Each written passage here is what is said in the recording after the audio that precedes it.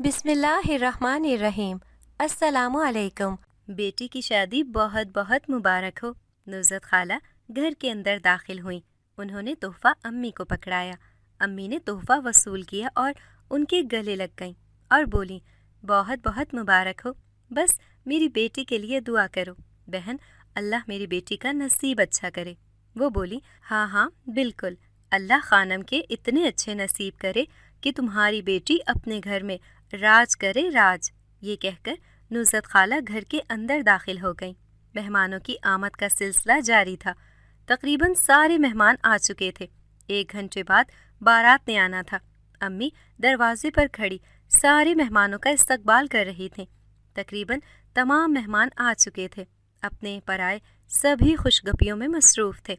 बारात के आने का इंतज़ार किया जा रहा था। मैं दुल्हन बनी अपने कमरे में बैठी हुई थी। मेरी 2 करीबी सहेलियां मेरे पास ही बैठी थीं, समीना और निघत। मुझे दुल्हन भी मेरी इन्हीं 2 सहेलियों ने बनाया था। निघत ने कहा, खानम तू कब विदा होगी कि हमारी जान छूटे? मैं तो थक गई हूँ। समीना बोली, तूने तो मेरे मुंह की बात छीन ली। मैंने कहा, हाय अल्लाह, तुम दोनों कितनी बेवफा हो, इतनी तंग हो मुझसे, बदतमीज लड़कियों। मेरी इस बात पर समीना और निघत कहकहा लगाकर हंस पड़ी। निघत जो कमरे की खिड़की के पास रखी कुर्सी पर बैठी पानी पी रही थी, उसने गिलास मेज पर रखा और मेरे पास आकर बैठ गई। मुझे गले से लगाया और बोली, अरे तू तो मेरी बहन जैसी सहेली है। फिर वो घड़ी की तरफ इशारा करते हुए बोली, वो देख टिक टिक करती घड़ी की सुइयां आगे बढ़ रही हैं और तेरी बारात करीब आ रही है। समीना ने मेरा हाथ अपने हाथ में लिया और बोली, सच पूछ खानम, हम तेरे लिए बहुत फिक्रमंद हैं और तुझे बहुत याद करेंगे। हमारा दिल तेरे बगैर कहाँ लगेगा। बाबा परेशानी की हालत में घर में दाखिल हुए। अम्मी जो मेहमानों के साथ गपशप करने में मसरूफ़ थीं, बाबा ने अम्मी को इशारा करके बुलाया। अम्मी बाबा के पास आईं।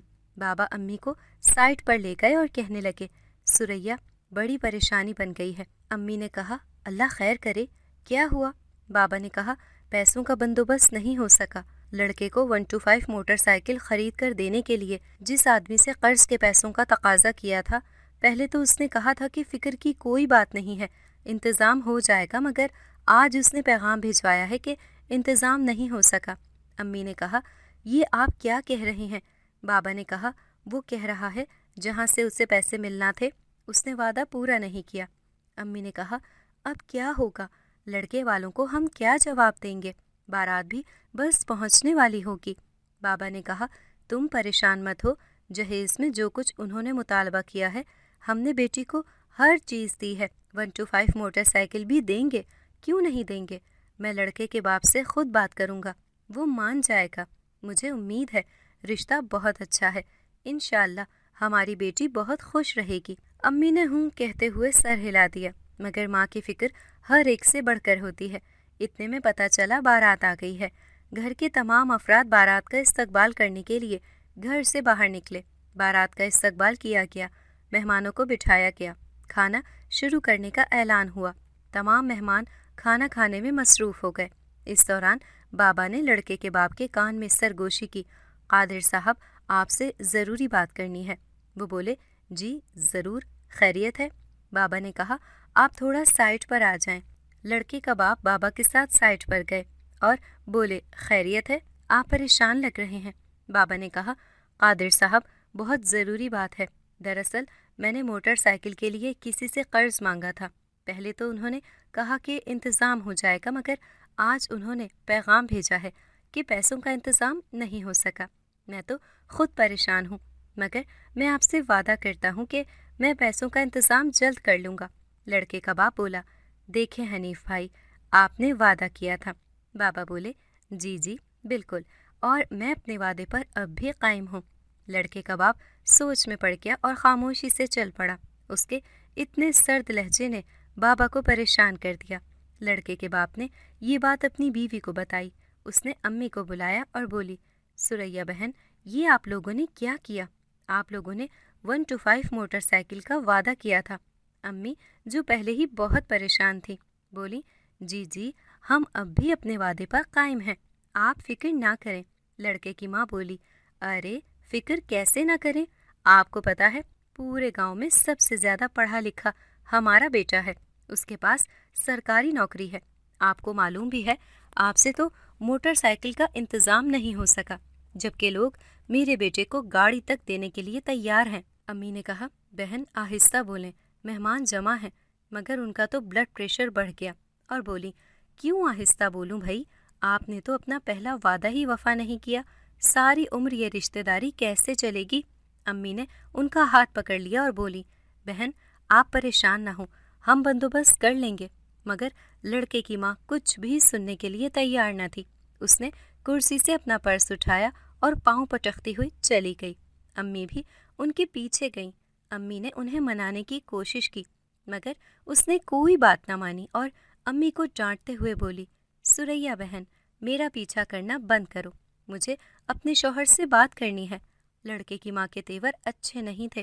وہ اپنے شوہر کو سائٹ پر لے جا کر کافی دیر نہ جانے کیا بحث و مباحثہ کرتی رہی۔ امی اور بابا اکٹھے کھڑے پریشانی کے عالم میں انہیں بحث مباحثہ کرتے دیکھتے رہے۔ کافی دیر کے بعد ان کی باتیں ختم ہوئیں۔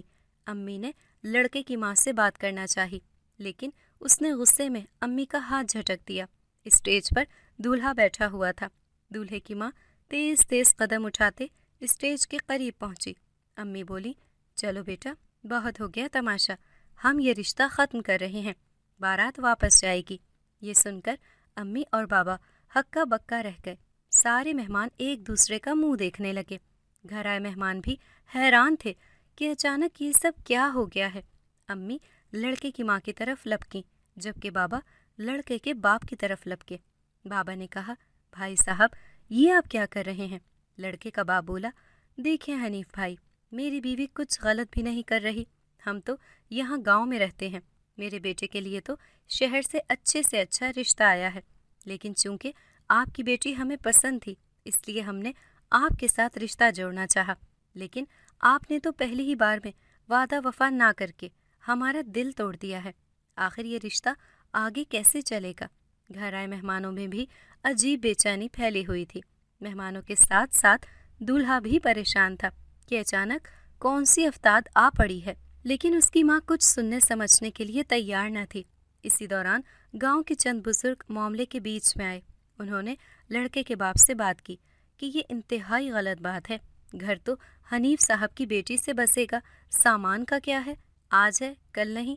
ایک موٹر سائیکل کے پیچھے کھڑے کھڑے رشتہ ختم کر دینا اور بارات واپس لے جانا انتہائی افسوسناک ہے۔ مگر یہ سن کر لڑکے کی ماں آپے سے باہر ہو گئی اور بولی، واہ بھائی صاحب واہ، مجھے علم نہیں تھا کہ یہاں کوئی بھی ہمارے حق میں بولنے والا نہیں ہے۔ لیکن بزرگ نے فوراً لڑکے کی ماں کی بات کاٹتے ہوئے کہا، بہن آپ زیادتی کر رہی ہیں، ایک موٹر سائیکل کی وجہ سے بارات واپس لے جانا کہاں کی انسانیت ہے؟ بس پھر کیا تھا؟ لڑکے کی ماں چلائی، نہیں کہ ابا، کیا یہاں پر کھڑے رہ کر آپ نے مزید ہماری بے عزتی کروانی ہے؟ آپ آتے ہیں یا میں خود چلی جاؤں؟ لڑکے کا باپ سر جھکائے بیوی اور بیٹے کے ساتھ چل پڑا۔ امی نے یہ دیکھا تو لڑکے کی ماں کے پیچھے بھاگی اور ان کو راضی کرنے کے لیے ان کی منتیں کرنے لگیں۔ بابا نے کہا، بھائی صاحب، برادری والوں کی طرف سے میں آپ سے معافی مانگتا ہوں، خدا کے لیے ایسے نہ جائیں۔ امی اور بابا ان کی منتیں کرتے ہوئے ان کے پیچھے چل رہے تھے۔ آخرکار لڑکے کی ماں چلائی، بس سریا بہن، ہمارے پیچھے مت آئیں، میں یہ رشتہ ابھی اور اسی وقت ختم کرتی ہوں، اور اگلے ایک ہفتے کے اندر میں نے اپنے بیٹے کی شادی اونچے گھرانے میں نہ کی تو میرا نام بدل دینا، اور تمہاری بیٹی کا جہیز اور وہ فرنیچر جو کل ہمارے گھر پہنچایا گیا تھا، کل صبح ایک ایک چیز ہم واپس بھیج دیں گے۔ ہمیں کیا آپ لوگوں نے لالچی سمجھا ہوا ہے؟ یہ کہہ کر لڑکے کی ماں رونت بھرے انداز میں چل پڑی۔ بابا کے بڑے بھائی تایا قاسم، جو اب تک خاموش تماشائی بنے سارا تماشا دیکھ رہے تھے، بابا کے قریب آئے اور بولے، میرا خیال ہے حنیف، جو ہوا اچھا ہی ہوا، وہ انتہائی لالچی لوگ ہیں، نہ جانے بعد میں کتنے مطالبے کرتے۔ بابا کی آنکھوں میں آنسو آ گئے اور بولے، بھائی تو وہ اپنی لالچ پہلے بتا دیتے، یوں دروازے سے بارات لے کر تو نہ جاتے۔ حالات کو دیکھتے ہوئے سارے مہمان ایک ایک کر کے بابا کو تسلی دیتے ہوئے واپس جانے لگے۔ کچھ دیر پہلے گھر میں کتنی خوشیاں تھیں، قہقہے گونج رہے تھے، مگر اب ایسا لگ رہا تھا جیسے صفِ ماتم بچھ گیا ہو۔ میں دلہن بنی کمرے میں بیٹھی ہوئی تھی۔ سمینہ جو کہ باہر تھی، وہ اپنے آنسو پوچھتے ہوئے کمرے میں داخل ہوئی۔ نگہت نے کہا، سمینہ، باہر کیا چل رہا ہے؟ مہمان کہاں جا رہے ہیں؟ سمینہ مسلسل اپنے گرتے آنسو پوچھ رہی تھی۔ میں نے کہا، کیا ہوا سمینہ؟ میرا دل بیٹھا جا رہا ہے۔ نگہت سمینہ کے پاس آئی اور بولی، سمینہ، تو بتاتی ہے یا میں خود جا کر پتہ کروں؟ سمینہ روتے ہوئے بولی، خانم، تیری بارات واپس چلی گئی ہے۔ نگہت چلائی، کیا؟ بارات واپس چلی گئی؟ تو ہوش میں تو ہے؟ کیا بک رہی ہے؟ مگر اب سمینہ کی ہچکی بند گئی، وہ زار و قطار رونے لگی۔ نگہت باہر کی طرف بھاگی۔ میں اپنے بستر سے اتری اور سمینہ کے پاس آئی۔ میں نے کہا، کیا تو سچ کہہ رہی ہے؟ سمینہ میرے گلے لگ کر رونے لگی، اور اس بار مجھے یقین آ گیا کہ وہ سچ کہہ رہی ہے۔ مگر میں خود حیران تھی کہ اچانک لڑکے والوں کو ہم میں ایسی کون سی برائی نظر آ گئی کہ وہ بارات ہی واپس لے گئے۔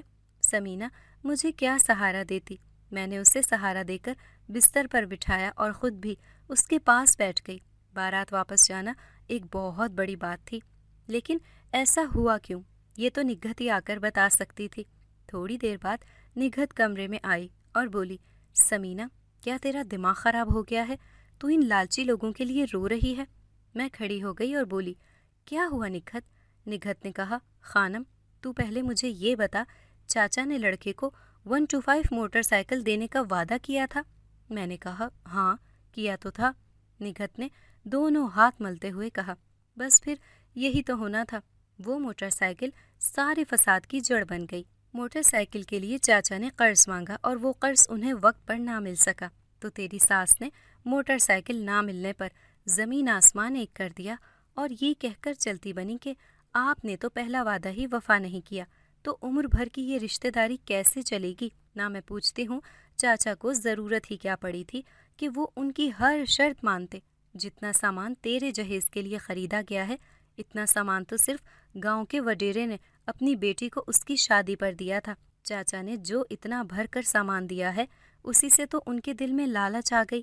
میں خود صدمے میں تھی، اتنی معمولی سی بات پر کیا کوئی اس طرح رشتے توڑ دیتا ہے؟ نگہت بولی، خانم، مجھے علم ہے کہ تو کیا سوچ رہی ہے، لیکن سچ یہ ہے کہ لالچی آدمی کا کوئی دین ایمان نہیں ہوتا، بلکہ صرف دولت ہی اس کا قبلہ اور کعبہ ہوتا ہے۔ میں تو کہتی ہوں پریشان ہونے کی ضرورت نہیں، لعنت بھیج ایسے گھٹیا لوگوں پر۔ اور سمینہ، خدا کے لیے تو چپ کر جا، تو ایسے رو رہی ہے کہ جیسے خانم کی نہیں تیری بارات واپس چلی گئی ہو۔ یہ سن کر سمینہ اٹھ کھڑی ہوئی اور بولی، تیرے منہ میں خاک، کیسی واہیات باتیں کرتی ہے۔ سارے مہمان جا چکے تھے، بڑے تایا اور ان کی فیملی اور میری دونوں سہیلیوں کی فیملی رکی ہوئی تھی۔ امی تو مسلسل روئے جا رہی تھیں اور تائی امی کو تسلیاں دے رہی تھیں۔ ہر کوئی یہی کہہ رہا تھا، سریا، جس بات پر بارات واپس گئی ہے، یہ رشتہ ختم کرنے کی کوئی وجہ نہیں ہے، اس لیے تو اپنا دل چھوٹا نہ کر۔ دیکھنا، ہر کسی نے انہیں ہی برا بھلا کہنا ہے۔ بابا بہت پریشان تھے، وہ رو تو نہیں رہے تھے مگر ان کے چہرے کی پریشانی ان کے دل کا حال بتا رہی تھی۔ میرا نام خانم شہزادی ہے، میری عمر 22 سال ہے۔ ہمارا گاؤں زیادہ چھوٹا نہیں ہے، گاؤں میں لڑکیوں کا ہائی اسکول بھی ہے۔ میرے بابا زیادہ تعلیم تو حاصل نہیں کر سکے، لیکن امی اور بابا دونوں نے میٹرک کیا ہوا تھا، اس لیے وہ تعلیم کی اہمیت کو سمجھتے تھے۔ بابا نے مجھے گاؤں کے ہائی اسکول سے میٹرک کرایا اور بی اے کا امتحان پرائیویٹ دلوایا۔ مجھ سے چھوٹے میرے 2 جڑواں بھائی ہیں، دونوں 8ویں جماعت میں پڑھتے ہیں۔ ہماری اپنی کافی ساری زمین ہے، بابا زمینداری کرتے ہیں۔ گھر میں 2 گائیں اور 3 بھینسیں بھی رکھی ہوئی ہیں، جن کا اچھا خاصا دودھ ہوتا ہے۔ کچھ دودھ تو ہم استعمال کر لیتے ہیں، باقی ضرورت سے زائد بیچ دیتے ہیں۔ جس بزدل اور لالچی شخص کے ساتھ میرا رشتہ ہوا تھا، اس نے ایم اے کیا ہوا ہے۔ وہ اپنے والدین کا اکلوتا بیٹا ہے۔ تعلیم مکمل کرنے کے فوراً بعد خوش قسمتی سے اس کی سرکاری نوکری لگ گئی۔ بس پھر کیا تھا، گاؤں کا کون سا ایسا گھر تھا جہاں بیٹھ کر اس کی ماں نے اس کی شان میں قصیدے نہ پڑھے ہوں۔ بلا شبہ وہ گاؤں کا واحد لڑکا تھا جس نے اپنی تعلیم مکمل کی تھی، اور خوش قسمتی بھی ایسی کہ تعلیم مکمل کرنے کے فوراً بعد سرکاری نوکری بھی مل گئی۔ بس اسی بات کا گھمنڈ اس کی ماں کو چین سے بیٹھنے نہیں دیتا تھا، لیکن جو کچھ انہوں نے ہمارے ساتھ کیا تھا وہ بہت برا تھا۔ رشتے ٹوٹتے جڑتے رہتے ہیں، لیکن گھر سے بارات کا واپس جانا کوئی معمولی بات نہیں ہے۔ سرمئی شام نے اپنے پر پھیلائے تو تایا اور ان کی فیملی اور میری دونوں سہیلیوں کی فیملیز نے بھی اجازت لی اور گھر چلے گئے۔ اب جو ہونا تھا ہو چکا تھا۔ ماتم کرتے تو پورا دن گزر گیا تھا۔ امی اور بابا تو کھانا کھائے بغیر ہی سو گئے۔ میں نے چھوٹے بھائیوں کو کھانا دیا اور بولی تم لوگ بھی کھانا کھا کر سو جاؤ تاکہ صبح وقت پر اسکول جا سکو۔ اگلے دن بھی گھر میں مکمل خاموشی تھی۔ میں نے دونوں چھوٹے بھائیوں کو اسکول بھیجا۔ سارا دن ایک دوسرے کا منہ دیکھتے ہوئے گزر گیا۔ خاموشی اتنی گہری اور طویل تھی کہ جیسے یہاں کوئی رہتا ہی نہ ہو۔ بابا نے تو صبح کا ناشتہ بھی نہیں کیا تھا۔ وہ اپنے کمرے میں ہی خاموشی سے لیٹے ہوئے تھے۔ میں دوپہر کا کھانا لے کر بابا کے کمرے میں گئی۔ بابا آنکھیں موندے اپنے بستر پر لیٹے ہوئے تھے۔ میں نے کھانا ٹیبل پر رکھا اور بولی بابا کھانے سے کیسی ناراضگی ہے، اٹھیں اور کھانا کھا لیں۔ بابا نے میری طرف دیکھا اور مسکراتے ہوئے اٹھ بیٹھے۔ کہنے لگے نہیں نہیں بیٹا، کھانے سے کون ناراض ہوتا ہے، چلو میں ہاتھ دھوتا ہوں۔ یہ کہہ کر بابا جوں ہی بستر سے اٹھ کر کھڑے ہوئے انہوں نے اپنے دل پر ہاتھ رکھ لیا۔ میں نے کہا کیا ہوا بابا؟ مگر بابا بدستور اپنے دل پر ہاتھ رکھے بستر پر بیٹھ گئے اور بولے پتہ نہیں خانم بیٹی، میرا دل بہت گھبرا۔ فقط اتنا کہہ کر بابا بستر پر گرے اور بے ہوش ہو گئے۔ میں تیزی سے بابا کی طرف لپکی اور انہیں ہوش میں لانے کی کوشش کرنے لگی۔ میں نے امی کو آواز دی اور امی بھاگتے ہوئے کمرے میں آئیں، مگر بابا ہوش میں نہیں آ رہے تھے۔ میں نے فوراً تایا کو فون کیا۔ یہ خبر سنتے ہی تایا گاڑی لے کر گھر پہنچ گئے۔ بابا کو گاڑی میں لے کر ہم سب شہر کے ہسپتال پہنچے۔ ڈاکٹر نے فوراً ہی بابا کو ایمرجنسی میں داخل کر لیا۔ ڈاکٹر نے بتایا کہ انہیں ہارٹ اٹیک ہوا ہے، بس دعا کریں، کبھی کبھی آزمائشیں پے در پہ چلی آتی ہیں۔ ہماری بھی ہنستی مسکراتی زندگی میں یہ بہت کڑا وقت تھا۔ بات میرے بارات واپس جانے پر نہ رکی، بلکہ ایک سے بڑھ کر ایک سخت آزمائش آتی چلی گئی۔ ڈاکٹر نے بابا کی جان بچانے کی بہت کوشش کی، مگر ہمارے نصیب میں بابا کا ہم سے یوں ہی بچھڑنا لکھا تھا۔ آدھے گھنٹے بعد ہی ڈاکٹر ایمرجنسی سے باہر آئے اور امی سے کہنے لگے بہت معافی چاہتے ہیں، ہم آپ کے شوہر کو بچا نہیں سکے۔ میرے بابا بھی دنیا میں نہیں رہے تھے، جبکہ امی کا عمر بھر کا سہارا دنیا سے جا چکا تھا۔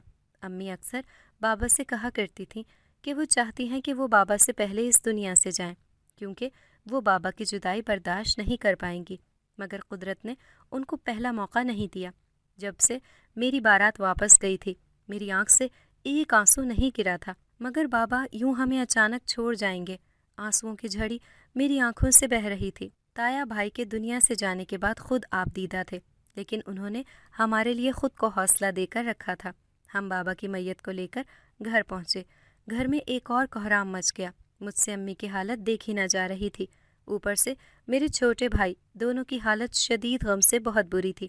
آج مجھے ان لوگوں سے نفرت ہو رہی تھی جو ہمارے گھر میرا رشتہ لے کر آئے تھے، کیونکہ اس ساری صورتحال کی وجہ وہی لوگ تھے۔ بابا کا جنازہ اٹھا تو میرے دل کے دو ٹکڑے ہو گئے۔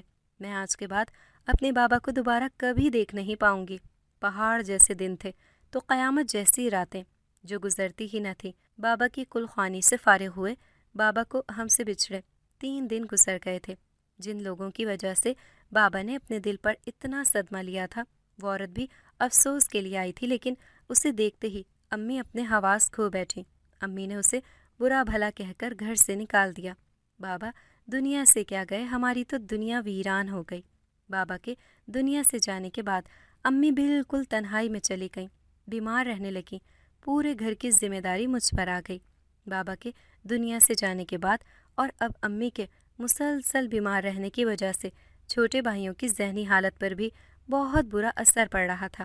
بابا کو دنیا سے گئے 1 ماہ کا عرصہ بیت چکا تھا۔ اس 1 مہینے میں امی کی صحت بری طرح متاثر ہوئی تھی۔ وہ بہت کمزور ہو چکی تھیں، زیادہ وقت آرام کرتی رہتی، بابا کو یاد کرتی رہتی۔ امی کی حالت بتا رہی تھی کہ بابا کے غم سے باہر نکلنے میں انہیں وقت لگے گا۔ ایک دن میرے دونوں بھائی اسکول سے واپس آئے۔ میں نے انہیں کھانا دیا۔ وہ کھانے سے فارغ ہوئے تو میں نے ان سے کہا تم دونوں سو جاؤ، تھوڑا آرام کر لو، جب سو کر اٹھو گے تو میں خود تم دونوں کو ہوم ورک کرواؤں گی۔ میرے دونوں بھائی میری بات مانتے ہوئے بستر پر لیٹ گئے۔ میں نے برتن کچن میں رکھے اور امی کے کمرے میں چلی گئی۔ آج امی کافی دیر سے سو رہی تھیں۔ میں نے بھی انہیں نہیں جگایا کہ آرام کر لیں۔ جیسے ہی میں کمرے میں گئی، امی پر میری نظر پڑی۔ میرے قدموں تلے زمین نکل گئی۔ امی کے ہاتھ ٹیڑھے ہو چکے تھے اور کانپ رہے تھے۔ امی کا ایک سائڈ کا منہ بھی ٹیڑھا ہو چکا تھا۔ میں چلائی اور امی کی طرف بھاگی۔ امی، آپ کو کیا ہوا ہے؟ امی نے گردن میری طرف موڑی۔ میں نے کہا، امی آپ کو کیا ہوا ہے؟ مگر امی کا منہ ٹیڑھا ہوا پڑا تھا اور وہ بول بھی نہیں پا رہی تھی۔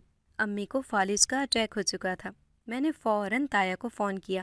تایا میری کال پر فوراً گھر پہنچ گئے۔ امی کی حالت بہت تشویشناک تھی۔ امی کو ہسپتال میں داخل کر لیا گیا۔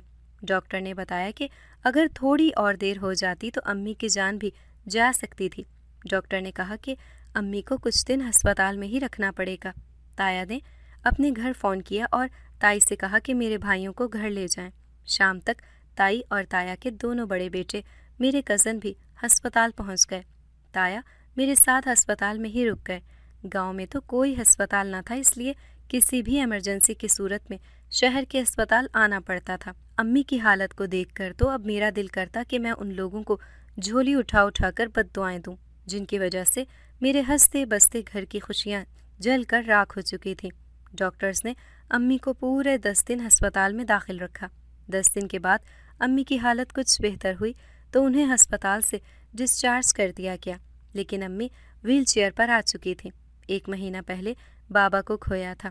اب امی کو کھونے کی ہمت نہ تھی۔ امی کو لے کر ہم گھر پہنچ گئے۔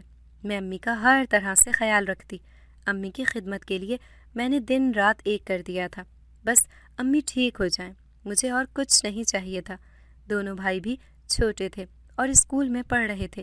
گھر کے اخراجات پورے کرنے کے لیے پیسوں کی ضرورت تھی۔ مجھے گھر کی آمدنی کا ذریعہ تلاش کرنا تھا۔ اس سال ہماری فصل کو بھی نقصان ہوا تھا۔ یہ سال ہم پر بہت بھاری گزرا، جیسے ساری مصیبتوں نے مل کر اس سال میں ہم پر دھاوا بول دیا ہو۔ ہمارے جانور دودھ وافر مقدار میں دیتے تھے۔ میں نے یہی ارادہ کیا کہ اپنی ضروریات کا دودھ نکال کر باقی سارا دودھ بیچ دیا کروں۔ اس سے گھر کے روزمرہ کے اخراجات تو پورے ہوں گے۔ میں نے تایا سے بات کر کے ایک اور بھینس منگوا لی۔ امی مجھے جانوروں کا کام نہیں کرنے دیتی تھی، وہ خود کرتی تھی، مگر اب میں خود جانوروں کو سنبھال رہی تھی۔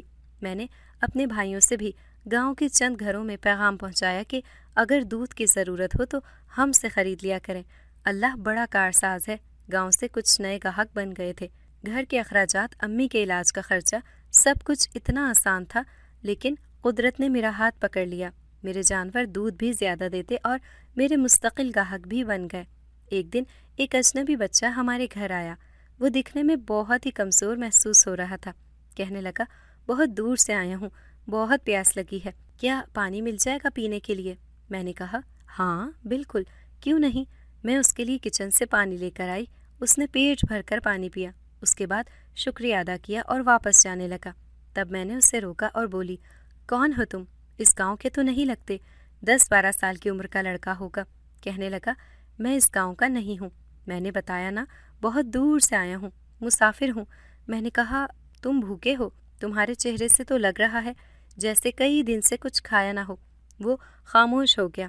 میں نے کہا، اچھا یہیں رکو، میں ابھی آئی۔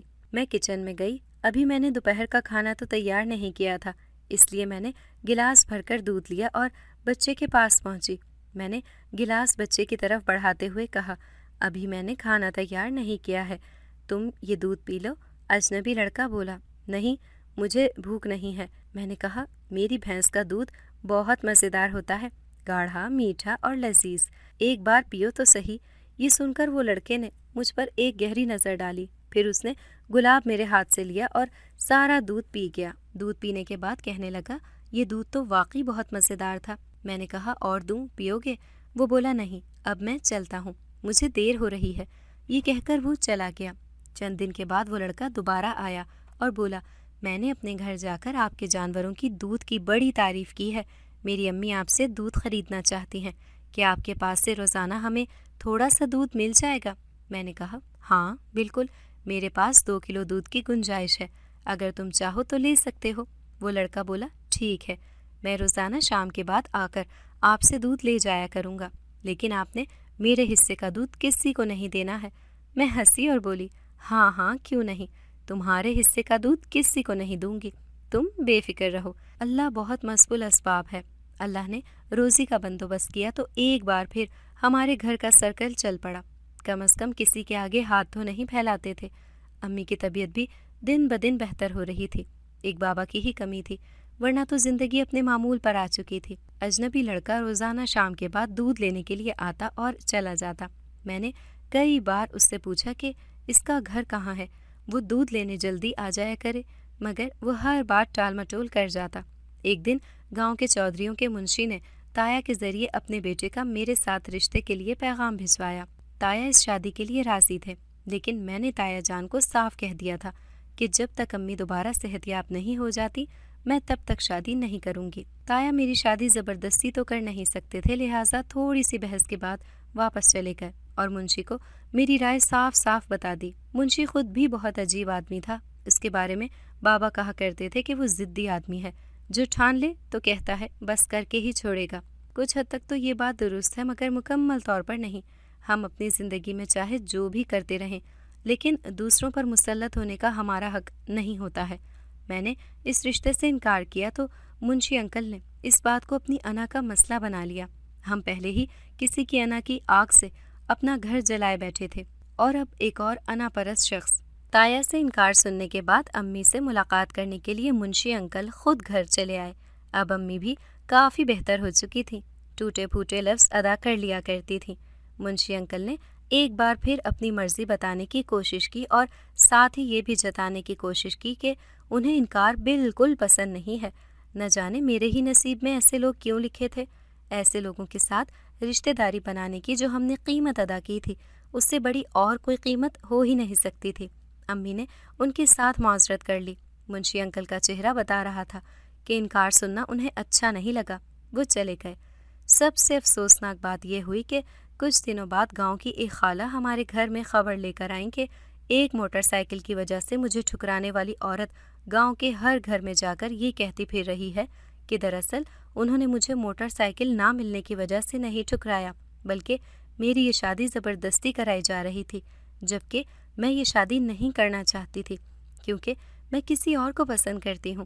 اور جیسے ہی انہیں اس بات کا علم ہوا، انہوں نے موٹر سائیکل نہ ملنے کا ڈرامہ رچایا، بلکہ انہوں نے موٹر سائیکل نہ ملنے کا ڈرامہ رچا کر مجھ پر احسان کیا ہے کہ اس ڈرامے سے میں بدنامی سے بچ گئی اور سارا الزام ان کے سر آ گیا۔ خالہ نے امی سے تو یہ بات نہ کی کیونکہ امی کی طبیعت پہلے ہی ٹھیک نہیں تھی، اور ایسی باتیں امی کو بتا کر ان کی طبیعت مزید بگاڑنے کے مترادف تھا۔ خالہ نے یہ بات تنہائی میں مجھ سے کی اور میں یہ سن کر حیران و پریشان رہ گئی۔ میں نے خالہ سے صرف اتنا کہا کہ خالہ، وہ عورت ہمارے ساتھ ایسا کیوں کر رہی ہے؟ میرے چاند جیسے چمکتے گھر کو اس نے گرہن تو لگا ہی دیا ہے، اب وہ اور ہم سے کیا چاہتی ہے؟ انہوں نے تو اپنے وعدے کے مطابق 1 ہفتے کے اندر اندر اپنے بیٹے کی اچھی جگہ شادی بھی کر دی ہے، تو پھر وہ ہم سے کیا چاہتی ہیں؟ خالہ نے بتایا کہ دراصل برادری کے لوگوں نے بہت عرصے سے ان کا بائیکاٹ کر رکھا تھا، کیونکہ ایک موٹر سائیکل کی وجہ سے کسی کی بیٹی کی زندگی برباد کرنے کا کسی کو حق نہیں ہے۔ اسی لیے برادری اور گاؤں کے تقریباً تمام لوگ ہی ان سے ناراض تھے، لیکن کوئی دنیا سے کتنی دیر کٹ کر رہ سکتا ہے؟ آخر اسے بھی احساس ہو گیا کہ وہ دنیا سے کٹ کر نہیں رہ سکتی۔ میں نے طنزاً کہا، جی خالہ، اتنا احساس ہوا کہ میرے کردار پر کیچڑ اچھالنا شروع کر دیا، لیکن میں ابھی مجبور ہوں۔ بابا دنیا میں نہیں ہے اور امی اپنی بیماری سے لڑ رہی ہیں، لیکن مجھے یقین ہے کہ اللہ کی لاٹھی بے آواز ہے اور اس کا انصاف بہت سخت ہے۔ خالہ نے کہا، ہاں بیٹا، میں تم سے اتفاق کرتی ہوں، ایسے بے ہدایت لوگوں کو اللہ ہی ہدایت دے سکتا ہے، لیکن کبھی کبھی دل سے آہ نکلتی ہے اور قبول ہو جاتی ہے۔ میرے ساتھ بھی کچھ ایسا ہی ہوا۔ میری دونوں سہیلیاں نگہت اور سمینہ مجھے عجیب عجیب خبریں سنانے لگیں۔ وہ جب بھی مجھ سے ملنے آتی یہی بتاتی کہ اس عورت نے اپنے بیٹے کی شادی خود سے اونچے گھرانے میں تو کر دی، لڑکی بھی بہت سارا جہیز لے کر آئی، اور تو اور باپ نے گاڑی بھی تحفے میں دی، مگر چیزوں کی چکا چوند میں اس عورت یعنی خالہ زیب النساء، جنہوں نے بہت رعونت سے میرا رشتہ ٹھکرا کر بارات واپس لے کر گئی تھی، اس کی عزت کہیں کھو گئی تھی۔ وہ لڑکی امیر ماں باپ کی بیٹی تھی۔ گاؤں کے ماحول میں رہنا شہر میں رہنے والی لڑکی کے لیے، خاص طور پر جب وہ امیر والدین کی اولاد ہو، بہت مشکل ہوتا ہے۔ خالہ زبیر النساء کے گھر آئے دن جھگڑے شروع ہو گئے، لیکن اس لڑکی کی دولت کا رعب اتنا زیادہ تھا کہ خالہ زبیر النساء کی جرأت نہ تھی کہ وہ بہو کو کچھ کہہ سکتی۔ بیٹا تو ویسے بھی شہر میں جاب کرتا تھا۔ شادی کے 1 ماہ بعد ہی خالہ زبیر النساء کی بہو نے انہیں صاف صاف بتا دیا کہ وہ گاؤں میں نہیں رہے گی۔ خالہ تو ویسے ہی بہو کے آگے کچھ نہ کہہ پاتی تھی، مگر ان کے شوہر گاؤں چھوڑ کر شہر جا کر آباد ہونے کے لیے راضی نہ تھے۔ بالآخر ایک دن اتنا جھگڑا ہوا اور سننے میں تو یہاں تک آیا کہ خالہ زبیر النساء کی بہو نے ان پر ہاتھ اٹھانے کی بھی کوشش کی ہے۔ بہرحال بات اتنی بڑھی کہ وہ اپنا ضروری سامان لے کر اسی وقت شہر چلی گئی، اور اگلے ہی دن اس کے باپ نے گاڑی بھیج کر جہیز کا بھی سارا سامان منگوا لیا۔ بعد ازاں خالہ زبیر النساء کی بہو کے باپ نے داماد کو بہت بے عزت کیا اور سارا الزام زبیر النساء خالہ پر ڈال دیا، اور اسے مجبور کیا اور دھمکی بھی دی کہ وہ بیوی کو شہر میں ہی الگ گھر میں رکھے گا۔ اب سنا ہے کہ خالہ کا بیٹا اتنا مصروف ہوتا ہے کہ وہ مہینوں گھر نہیں آ پاتا، اور خالہ زبیر النساء اپنے حصے کی تنہائی کاٹنے پر مجبور ہے۔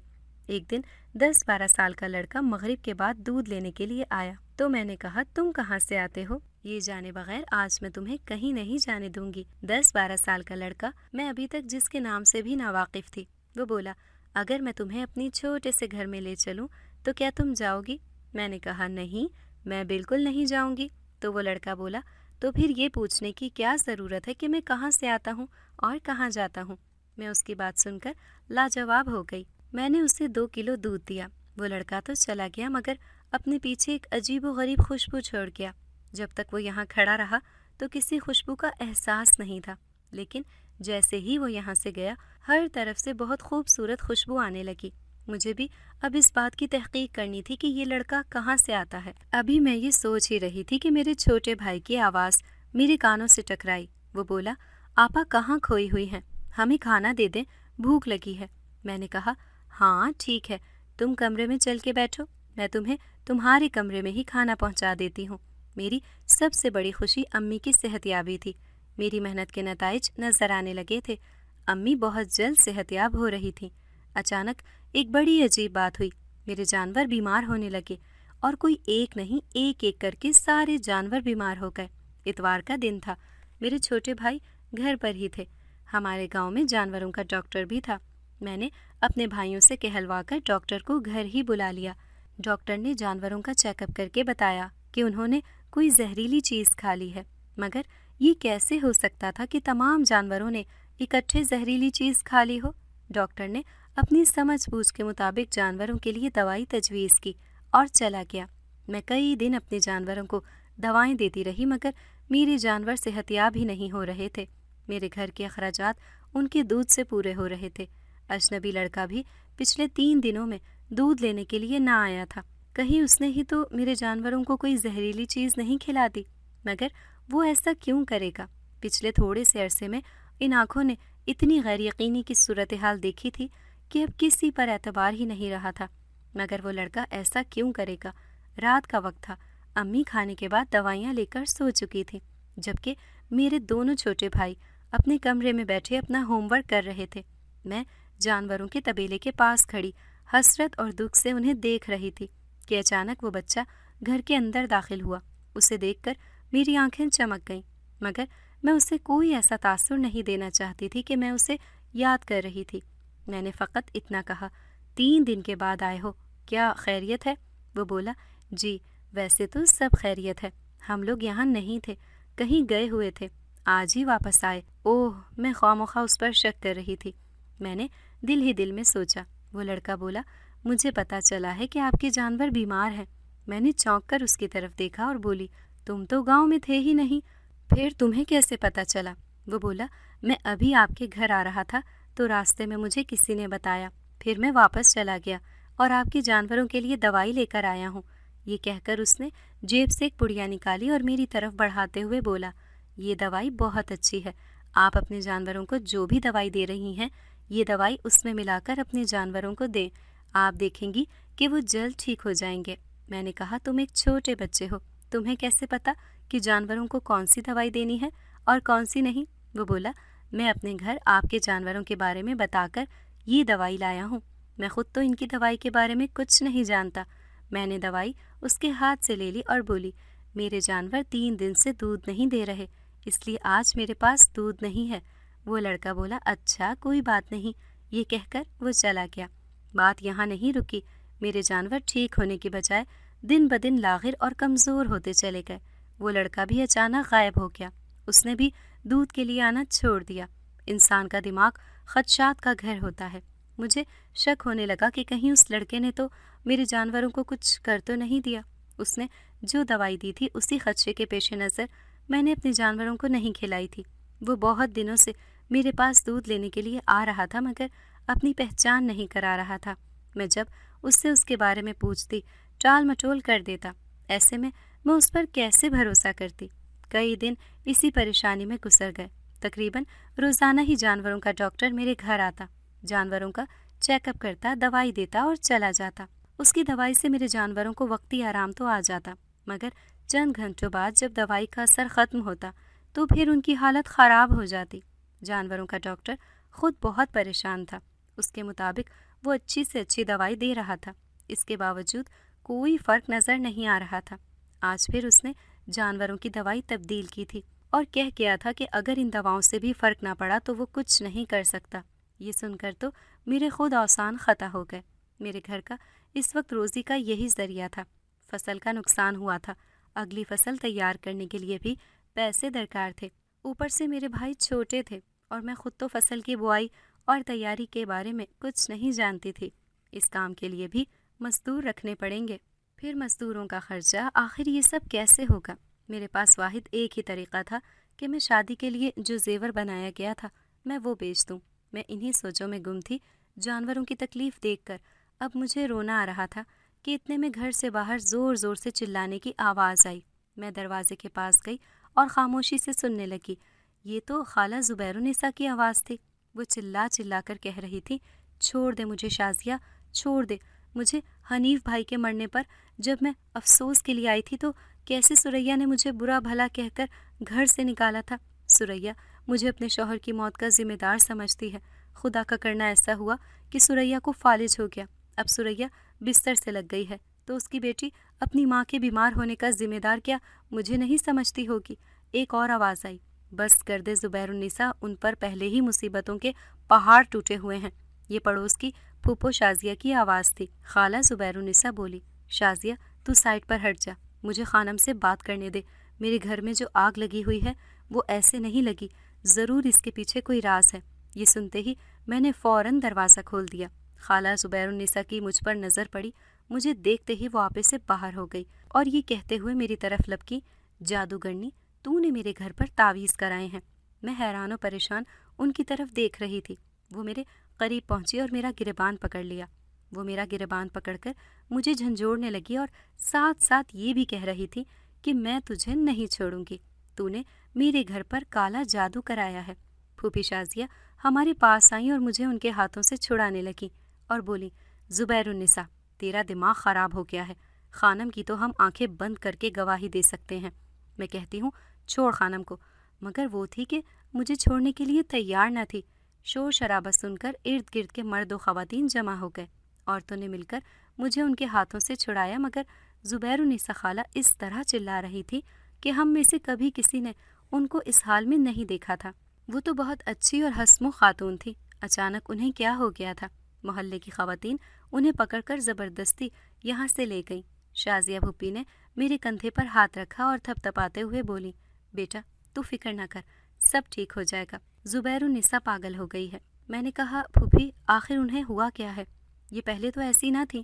شازیہ پھوپھی نے بتایا، بیٹا دراصل برائی برائی کا پیچھا کرتی ہے اور اسے ڈھونڈ لیتی ہے۔ زبیرالنساء نے رعونت میں آ کر جو کچھ تیرے ساتھ کیا، اب وہ قدرت اس کے ساتھ کر رہی ہے۔ اس کی اکلوتی بہو اس کے اکلوتے بیٹے کو لے کر شہر میں ہی شفٹ ہو گئی ہے۔ امیر ماں باپ کی بیٹی ہے۔ لڑکی کے باپ نے اس کے بیٹے کو دھمکیاں دی ہیں کہ اگر اس کی بیٹی کے ساتھ ناانصافی ہوئی تو وہ اسے زندہ نہیں چھوڑے گا، اسی لیے زبیرالنساء پاگل ہوئی پھر رہی ہے۔ میں نے کہا، پھوپھی یہ تو بہت برا ہوا۔ پھوپھی شازیہ بولی، بس بیٹا اللہ کو بڑے بول پسند نہیں ہیں، چل شاباش تو اندر جا۔ میں گھر کے اندر آ گئی۔ مجھے زبیرالنساء پھوپھی کے لیے واقعی بہت برا لگ رہا تھا، لیکن اس وقت میں جس مشکل میں پھنسی ہوئی تھی مجھے اس سے نکلنا تھا۔ مغرب کے بعد وہی لڑکا آ گیا۔ میری ایک گائے کی طبیعت بہت زیادہ خراب تھی۔ وہ لڑکا بولا، آپی آپ نے جانوروں کو وہ دوائی دی تھی جو میں دے کر گیا تھا؟ میں نے کہا، میں تم پر کیوں اعتبار کروں، مجھے کیا معلوم تم کون ہو؟ لڑکا بولا، آپ مجھ پر اعتبار مت کریں، مگر خدا کے لیے دوائی اپنے جانوروں کو دیں ورنہ آپ کے جانور مر جائیں گے۔ اتنے میں دھڑ سے دروازہ کھلا۔ خالہ زبیرالنساء گھر کے اندر داخل ہوئیں اور بولی، نہیں ہوں گے ٹھیک تیرے سارے جانور، مر جائیں گے خانم۔ ایک دن میں چوری چھپے تیرے گھر آئی تھی اور میں نے جانوروں کی خوراک میں زہریلی دوائی ملا دی۔ یہ سن کر میں چونک گئی۔ میں چلائی، خالہ یہ آپ کیا کہہ رہی ہیں؟ آپ کی وجہ سے میرے بابا دنیا سے چلے گئے۔ میرے بابا کے دنیا سے جانے کا غم لے کر میری ماں کو فالج کا اٹیک ہو گیا، اور یہ جانور جن سے میرے گھر کی دال روٹی چل رہی ہے، آپ انہیں بھی مجھ سے چھین لینا چاہتی ہیں؟ وہ بولی، تو کیا تو نے میرے گھر پر کالا جادو نہیں کیا؟ میں نے کہا، خدا کا خوف کریں، مجھے آپ کے گھر سے کیا لینا دینا؟ اتنے میں چھوٹا لڑکا بولا، آپ جلدی سے وہ دوائی لے آئیں جو میں نے آپ کو دی تھی، ورنہ آپ کے جانور مر جائیں گے۔ مجھے کچھ سمجھ نہیں آیا۔ میں کمرے کی طرف بھاگی اور وہ دوائی لے آئی۔ بچے نے پڑیا میں موجود پاؤڈر ایک گلاس پانی میں ملایا اور جانوروں کے منہ میں ڈالنے لگا۔ اس نے دوائی ملا پانی باری باری تمام جانوروں کے منہ میں ڈال دیا۔ اس کے بعد بولا، آپی آپ فکر نہ کریں، اب انہیں کچھ نہیں ہوگا۔ خالہ یہ سب کچھ نہایت حیرانگی سے دیکھ رہی تھی۔ پھر انہوں نے اس لڑکے سے کہا، تو کون ہے؟ تجھے آج سے پہلے کبھی نہیں دیکھا۔ اچانک خالہ نے لڑکے کو پکڑا اور اسے مارنا شروع کر دیا۔ اسی اثنا میں ایک اجنبی عورت ہمارے گھر میں نظر آئی۔ میں لڑکے کو چھڑوانے کے لیے خالہ کی طرف بھاگی، لیکن وہ عورت تیزی سے خالہ زبیرالنساء تک پہنچ گئی۔ اس عورت نے خالہ کو ایک ہاتھ سے ہی پکڑ کر دھکا دے دیا۔ خالہ زبیرالنساء دور جا گری۔ غصے کی وجہ سے اس عورت کی آنکھیں سرخ ہو رہی تھیں۔ میں نے خالہ کو اٹھایا مگر انہوں نے میرا ہاتھ جھٹک دیا۔ ان کی آنکھوں سے آنسو رواں تھے۔ وہ روتے ہوئے گھر سے چلی گئیں۔ مجھے ان کی حالت زار پر بہت دکھ ہو رہا تھا۔ یقیناً بیٹے کا دکھ ان کے لیے ہر چیز سے بڑھ کر تھا، اور اسی وجہ سے لگ رہا تھا کہ جیسے وہ اپنے حواس کھو بیٹھی ہیں۔ میری نظر اجنبی عورت پر پڑی۔ وہ بولی، مجھے علم ہو گیا تھا کہ تمہارے جانوروں کو زہریلی دوائی دی گئی ہے، اس لیے میں نے اپنے بیٹے کے ہاتھ تمہیں وہ دوائی بھیجی تھی جو تم نے دینے میں دیر کر دی۔ میں نے حیرت سے پوچھا، تمہیں کیسے علم ہوا؟ اجنبی عورت نے میرے جانوروں پر ایک نظر ڈالی۔ اس نے اپنی آنکھیں بند کی اور کچھ پڑھ کر میرے جانوروں پر پھونک مارا۔ پھر کہنے لگی، اب تمہارے جانور بالکل صحت مند ہو جائیں گے۔ میرے بچوں کو تمہارے جانوروں کا دودھ بہت پسند ہے۔ یہ کہہ کر وہ بچے کو لے کر چل پڑی۔ میں نے اسے پکارا، رک جاؤ، کیا تم اور تمہارا یہ بیٹا مجھے اپنی پہچان کراتے ہوئے ڈرتے ہو؟ یہ سن کر اجنبی عورت مسکرا دی اور کہنے لگی، نہیں، مجھے صرف یہ ڈر ہے کہیں تم نہ ہم سے ڈر جاؤ۔ میں نے کہا، میں کسی سے نہیں ڈرتی۔ چند لمحے سوچنے کے بعد وہ عورت بولی، ہم جنات ہیں، میں جن زادی ہوں اور یہ میرا بیٹا جن زادہ ہے۔ اسی لمحے میری نظر اپنے جانوروں پر پڑی جو بے سود لیٹے ہوئے تھے، مگر اب وہ حرکت کرنے لگے تھے۔ میں حیران تھی کہ وہ اتنی جلدی کیسے ٹھیک ہو سکتے ہیں۔ مجھے اپنی آنکھوں اور کانوں پر یقین نہیں آ رہا تھا۔ جن زادی نے میری حیرت کو بھانپ لیا اور بولی، میرا بیٹا تمہیں اپنی پہچان اسی لیے نہیں کرا رہا تھا کہ کہیں تم ہم سے ڈر نہ جاؤ، لیکن دیکھنا تمہارا وقت بہت جلد بدلنے والا ہے۔ نیکی کرنے والے لوگ دنیا میں بھی اللہ کے لاڈلے ہوتے ہیں اور آخرت میں بھی۔ تم بہت نیک دل ہو، لیکن ایک وعدہ کرو کہ تم ہمارے بارے میں کسی سے کوئی ذکر نہیں کرو گی۔